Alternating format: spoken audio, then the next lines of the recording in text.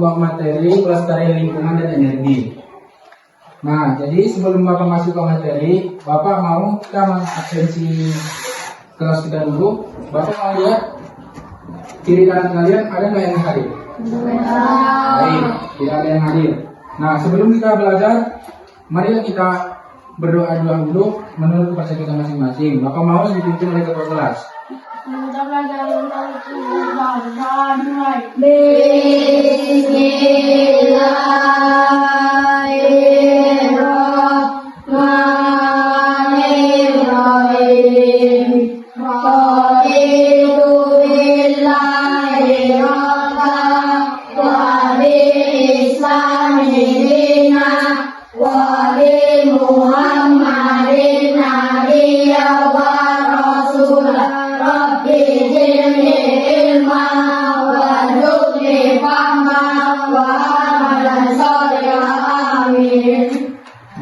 Di sini kita sudah berdoa, tahu kan kenapa Bapak suruh berdoa sebelum belajar? Supaya kita mendapatkan ilmu yang bermanfaat, supaya ilmu yang kita dapat bisa diterima oleh Allah Subhanahu Wa Taala. Nah, di sini Bapak ingin menjelaskan, ada nggak tahu itu pelestarian lingkungan dan energi atau sumber daya alam? Ada nggak yang tahu? Apa itu pengertian, tahu nggak? Tidak. Nah, pengertian sumber daya alam itu adalah sumber daya alam yang berasal dari hutan yang bisa dimanfaatkan oleh manusia. Nah, jadi tahu nggak apa itu sumber daya alam yang ada di lingkungan kita sekitar? Tahu nggak? Nggak tahu. Meja termasuk nggak sumber daya alam kita? Meja berasal dari mana? Kayu. Kayu berasal dari mana? Pohon kan? Pohon itu berasal dari alam, hutan kan? Nah, jadi sudah tahu kan itu apa sumber daya alam kan? Nah, jadi Bapak di sini punya video kalian bisa menonton tentang sumber daya alam itu sendiri. Bapak mau kalian dengar dengan cermat.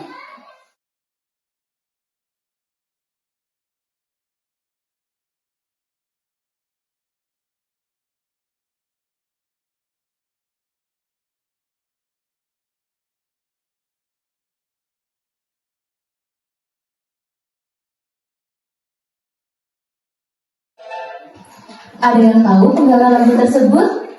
Ya, lagu itu berjudul Kolam Susu karya Pak Iyo Kuswoyo.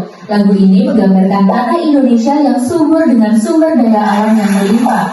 Apa itu sumber daya alam? Sumber daya alam adalah segala sesuatu yang berasal dari alam. Sumber daya alam digunakan manusia untuk memenuhi kebutuhan dan kesejahteraan hidupnya. Berdasarkan asalnya, sumber daya alam dibagi menjadi sumber daya alam hayati dan non-hayati. Sumber daya alam hayati berasal dari makhluk hidup, misalnya hewan dan tumbuhan. Minyak bumi, batu bara, dan gas alam termasuk sumber daya alam hayati karena berasal dari sisa-sisa makhluk hidup. Sebaliknya, sumber daya alam non-hayati bukan berasal dari makhluk hidup, misalnya cahaya matahari, udara, air, dan tanah.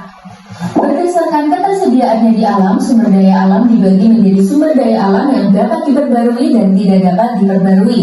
Sumber daya alam yang dapat diperbarui akan ada terus-menerus seperti cahaya matahari, tanah, air, dan udara. Atau sumber daya yang bisa dikelola agar jumlahnya makin banyak seperti hewan dan tumbuhan.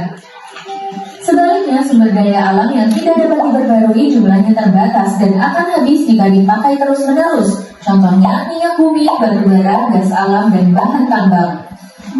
Sumber daya alam dapat dimanfaatkan untuk banyak kebutuhan kita loh.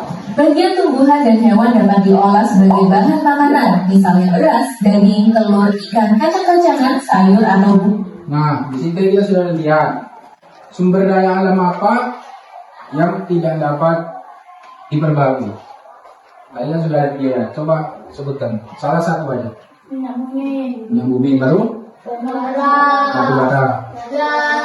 Terus satu lagi orang mau tanya, sumber daya alam yang dapat diperbarui apa tadi? Ada yang ingat di video tadi?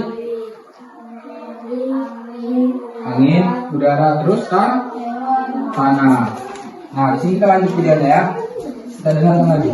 Wah, selain sebagai makanan, bagian tumbuhan dan hewan juga dapat diolah sebagai kain.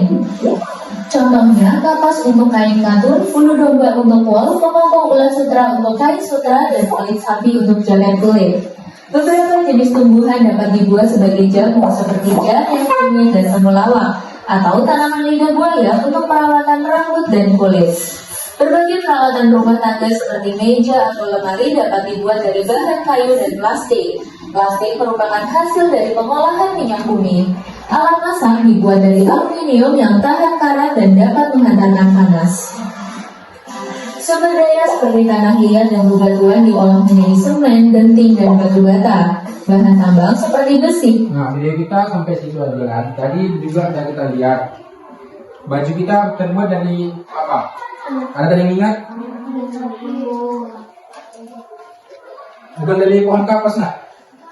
Pohon kapas atau dari lembu? Pohon kapas atau dari lembu? Pohon kapas kan? Kalian jadi dengar kan pohon kapas. Nah, di sini kalau Bapak pengen kalian, Bapak ada tugas. Kalian buat coba 3 contoh, sebutkan sekitar kalian lingkungan alam yang ada di sekitar kalian. Bisa? 3 contoh aja sekitar kalian, bisa? Coba tuliskan aja. Bisa? Bisa kumpulkan ke depan ke meja Bapak.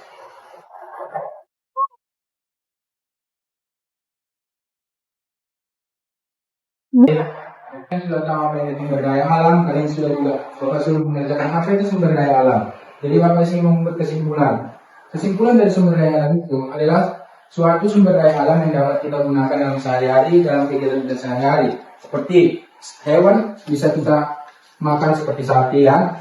Terus pohon-pohon juga bisa kita buat jadi lemari, meja, kursi. Terus yang ketiganya, baru juga bisa dapat juga dari pohon kapas, air bisa kita minum. Jadi kesimpulan dari sumber daya alam itu adalah sumber yang dapat kita manfaatkan dari hutan ataupun dari lingkungan kita sekitar. Jadi itulah tentang materi Bapak pada hari ini. Bapak mohon maaf jika ada salah dengan kesampaian Bapak, mohon maaf.